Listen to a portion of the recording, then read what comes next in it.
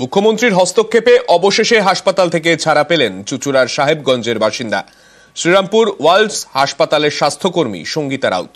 কলকাতার হাসপাতালে গলব্লাডার অপারেশনে 25 লাখ টাকার বিল, গয়না বন্ধক রেখে 11 লাখ টাকা মেটাতে পারে পরিবার, কিন্তু বাকি টাকা জোগাড় করতে না পারায় ছুটি পাচ্ছিলেন না তার পেশেন্ট।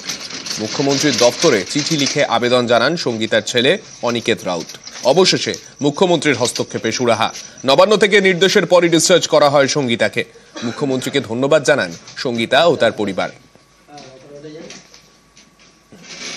আমি সর্বপ্রথম মাননীয় মুখ্যমন্ত্রীকে হাত জোড়ে ধন্যবাদ করতে চাই কি আমি একটা আবেদন করেছিলাম ওনার কাছে, উনি এত ফাস্ট উনি অ্যাকশন নিয়ে নেবেন আমি ভাবতে পাইনি। উনার এতে সাহায্যতে আজকে আমি নিজের মাকে হসপিটাল থেকে ছাড়িয়ে বাড়ি আনতে পেরেছি। আমরা খুবই গর্ব করব কি আমাদের রাজ্যে এত ভালো মুখ্যমন্ত্রী আছেন, আর পুরো দেশে এরকম মুখ্যমন্ত্রী হওয়া দরকার। কলকাতার ল্যান্সডাউন প্লেস এই রাস্তার নাম বদল হচ্ছে। নয়া নাম হতে চলেছে সদ্য প্রয়াত সঙ্গীত শিল্পী প্রতুল মুখোপাধ্যায়ের নামে। নাম হবে প্রতুল মুখোপাধ্যায়ের সরণি। প্রয়াত সঙ্গীত শিল্পীকে শ্রদ্ধা জানিয়ে ঘোষণা করলেন মুখ্যমন্ত্রী মমতা বন্দ্যোপাধ্যায়।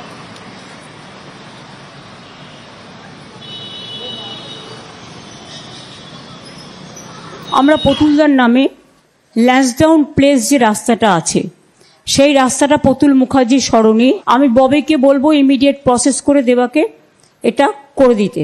ল্যান্সডাউন প্যালেসটার নাম হবে প্রতুল মুখার্জি সরণি। এবারের ভাষা দিবসে এক অন্য বাংলাদেশ। অমর একুশের চেনা আবেগে যেন ভাটা। এপার থেকেই তা স্পষ্ট। যে বাংলাদেশকে আমরা দেখি প্রতি বছর, যে ওরাই অনেক আগের থেকে আমাদের সঙ্গে আসেন, কথা বলেন। এবার কিন্তু এপারের পক্ষ থেকে যাওয়া, কথা বলার চেষ্টা হয়েছিল, কিন্তু সাড়া মেলেনি। আমরা সেই ছন্দে ফেলা বাংলাদেশকে দেখছি না।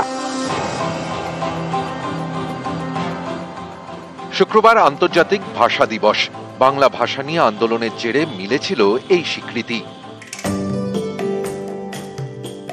পদ্মাপাড়ের অনেকে প্রাণ দিয়েছিলেন, তাই বাংলাদেশে ভাষা দিবস নিয়ে আলাদা আবেগ। কিন্তু এবার যেন সেই আবেগে ভাটা। বৃহস্পতিবার ঢাকার ভাষা সৌধে শহীদদের সম্মান জানান বাংলাদেশের তদারকি সরকারের প্রধান মোহাম্মদ ইউনুস। বাংলাদেশের রাষ্ট্রপতিও ভাষা সৌধে মৌন প্রার্থনা করেন। এই ছবি দেখে অনেকেই বলছেন, এবার বাংলাদেশে ভাষা দিবসের সেই চেনা আবেগ কোথায়?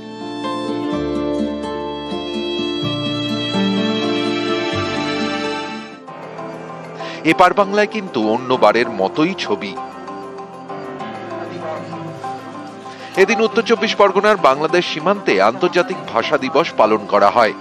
এতদিন দুই বাংলার নাগরিকরা 0 পয়েন্টে অনুষ্ঠান করতেন, এবার তা হয়নি। ভাষা দিবসের অনুষ্ঠানে বাংলাদেশিদেরই দেখা নেই। এপারে আবেগ, ওপারে কি শুধুই বিদ্বেষ? যে বাংলাদেশকে আমরা দেখি প্রতি বছর, যে ওরাই অনেক আগের থেকে আমাদের সঙ্গে আসেন, কথা বলেন। এবার কিন্তু এপারের পক্ষ থেকে যাওয়া, কথা বলার চেষ্টা হয়েছিল, কিন্তু সাড়া মেলেনি। আমরা সেই ছন্দে ফেলা বাংলাদেশকে দেখছি না, যেখানে কবিতা গানে নিয়ে 21 তৈরি হয়েছিল ঢাকা ক্যাম্পাসে। সেই জায়গায় আমার মনে হচ্ছে এই বাংলাদেশ আর সেই বাংলাদেশ এক নয়। বাংলাদেশ যেন বদলে গিয়েছে। এখন বাংলাদেশের মনে ভরপুর পাকিস্তান প্রেম আর ভারত বিদ্বেষ। অনেকেরই প্রশ্ন, বদলের বাংলাদেশ কি তাদের ইতিহাস ভুলে গেল? বাংলা ভাষা নিয়ে, স্বাধীনতা নিয়ে যে পাকিস্তানের বিরুদ্ধে লড়াই, এখন সেই পাকিস্তানের প্রতি বাংলাদেশের দরদ উতলে ওঠে। বারবার ওপার বাংলা থেকে মেলে উস্কানি, এপার বাংলায় কিন্তু সেই চেনা আবেগ। পশ্চিমবঙ্গের বিভিন্ন জায়গায় এদিন ভাষা দিবস পালন করা হয়, সম্মান জানানো হয় ভাষা শহীদদের।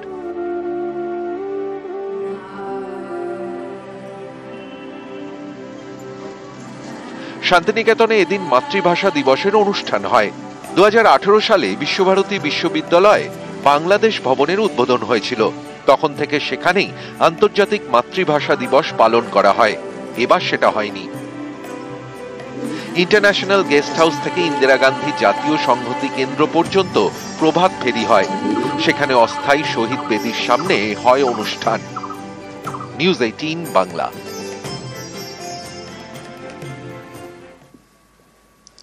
এবার ইউনুস সরকারের কোপে মহিলা ফুটবল। 18 জন মহিলা ফুটবলারের সঙ্গে চুক্তি খারিজ সেদেশের বোর্ডের। বিপাকে সাফ কাপ জয়ী মহিলা ফুটবল টিম। 21 পদক দেওয়ার কয়েক ঘন্টা পরে এই কঠিন সিদ্ধান্তের কথা জানানো হয়। অন্যদিকে ঢাকায় হেনস্থার শিকার এক অভিনেত্রী এবং এক মডেল।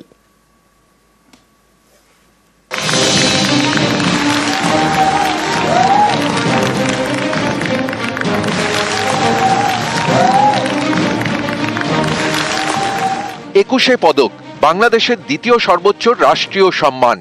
বৃহস্পতিবার সকালে সে দেশের একদল মহিলা ফুটবলারকে সেই সম্মান দেওয়া হয়। টানা দুবার সাফ কাপ জয়ী মহিলা টিমকে 21 পদক দেয় ইউনুস সরকার। পদক তুলে দেন খোদ মোহাম্মদ ইউনুস।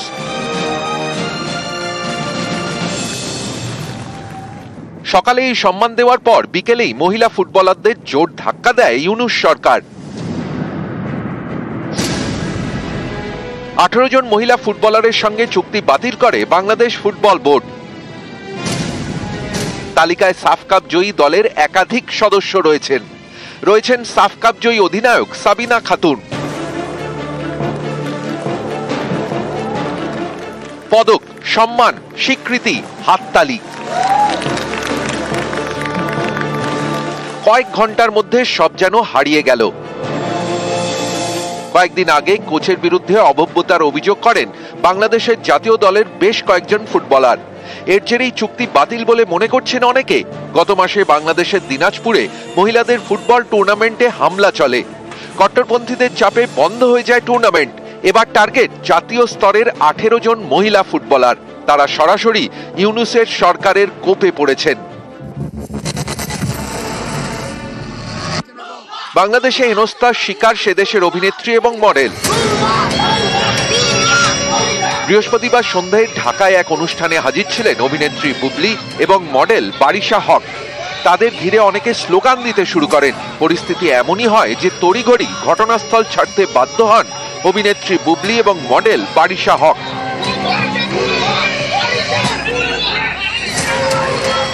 নিউজ 18 বাংলা।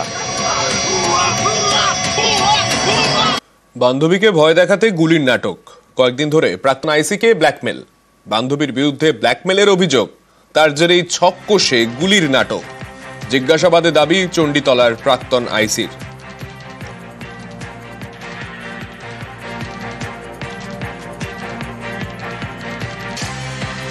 পুলিশের হাতে বেআইনি পিস্তল বাজেয়াপ্ত। বেআইনি পিস্তল থানা থেকে নিয়ে যান জয়ন্ত। ছক কষে ঘটনার দিন বেআইনি পিস্তল নিয়ে যান জয়ন্ত। পরিকল্পনা মতোই ভয় দেখাতে গুলি প্রাক্তন আইসির। হাওড়ায় ঘটনাস্থলের কাছেই উদ্ধার আগ্নেয়াস্ত্র। জয়ন্ত পালের বিরুদ্ধে অস্ত্র আইনে মামলা রুজু। ঘটনা জানাজানি হতেই অপসারিত আইসি।